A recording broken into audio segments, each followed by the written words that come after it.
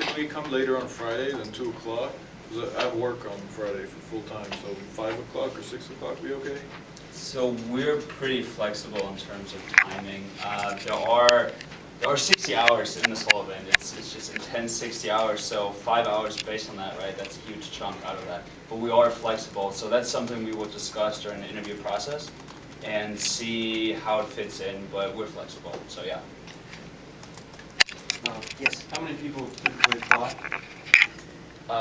In the past, we're expecting 200 for this one. So it's been open for 6 days, we already have 40 applications. So we're expecting 200, maybe more, and we need to filter down to 40. When are applications due? October 19th is the hard deadline on the applications. You have to apply before that. Yes. So in those two example companies you talked about, have any of the 40 people stayed and worked on the products after the ADS event?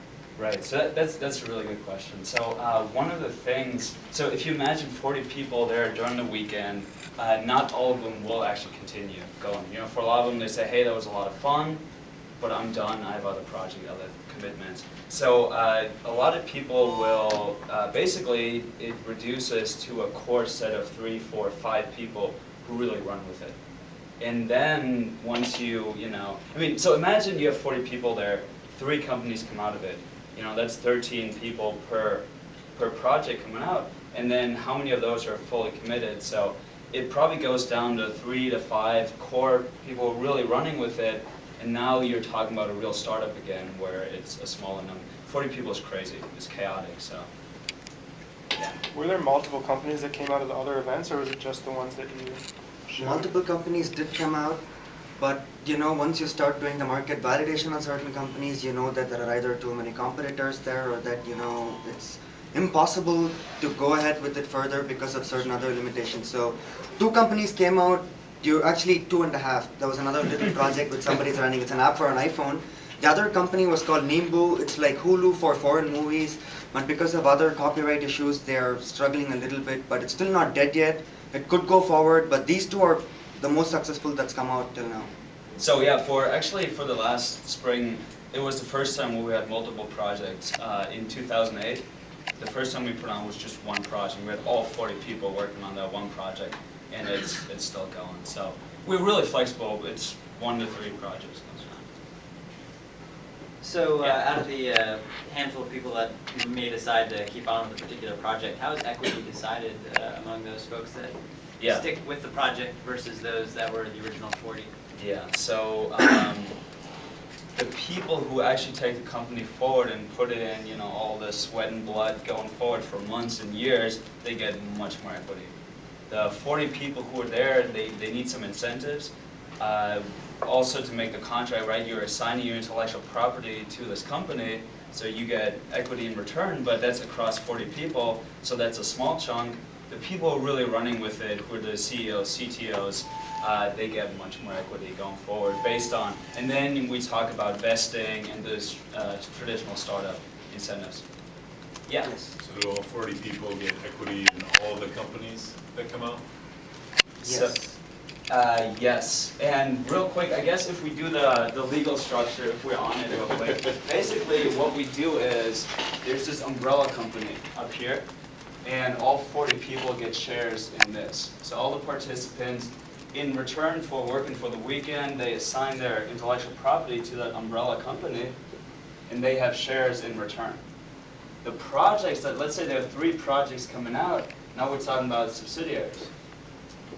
And what will happen is maybe 3 to 5 people are in each of the subsidiaries who really run with that particular project. The umbrella company owns a share of that subsidiary, so all 40 people, I guess, they own shares in turn of the subsidiaries. But the reason why we structure it this way is, let's say now you have investment coming in, and an investor, angel or VC, wants to invest in a particular project. They don't want to invest in Umbrella. They want to invest in the one startup that they're interested in. And so if they put in money in this one, they're also shielded from the mess of having 40 co-founders, 40 shareholders, which creates a huge mess for them, so they're isolated from that. So all they see is this one, and they see that of this company, one chunk is owned by this umbrella company, but they don't know, they're not worried about that. So, well, that's a good question. So the investors can come in and buy it out and push that chunk out if they want. So, these are dilutable shares, obviously, because you can't, no investor will accept non-dilutable shares in this early stage, idea stage, so, yeah. It's, Yes. Are there other shareholders in the umbrella company besides the 40 people No. that start? that's As it. organizers, we get nothing. It's just the 40 participants who, have shares in the umbrella company. So, let's stress that point. We're not putting this on to enrich ourselves. We're not organizing it so that if we see the Google coming out, we have shares of that. We don't take any equity in the companies that are coming out. Yes. So what about technology used? You said you used the Amazon Cloud Services, but in terms of like in application I saw you either use Python or Ruby. So basically, it's a 3-day event. So you possibly cannot build a complex machine and sell it to people. So it's got to be some software-related technology company where you could have a prototype done in 3 days. So those guys provide the cloud computing space and cloud computing. I'm a mechanical engineer. I don't know too much in this. So they provide us the technology needed to compute. If we decide to use that. If we decide to build a scalable web service, web business, then we can be hosted on Amazon's EC2 for free as their sponsorship. But that does not mean we're limiting ourselves to web services by any means. So Famigo was an iPhone developer, so Amazon sponsorship doesn't help us at all. But if we decide, the Nimbo people, the streaming live video, they were on Amazon. So it's just a contingency that if we need those resources, they're there. And we try to be broad in what resource we can provide. Yes. So, something you said a second ago, if I Yeah. understand it correctly, all the companies, all the ideas that are generated in this 3-day event are aimed at software specifically, so you don't venture outside of the software realm? So our focus is software. So we actually recruit, pretty much the majority of people, or half the people, will be computer science programmers in that space. So we have a very strong bias towards software, but it does not mean we're just limiting ourselves to websites, software start. There should be a strong technology base at this because we do want to be scalable. We're not going to go off and start a restaurant. But there's a huge spectrum in between.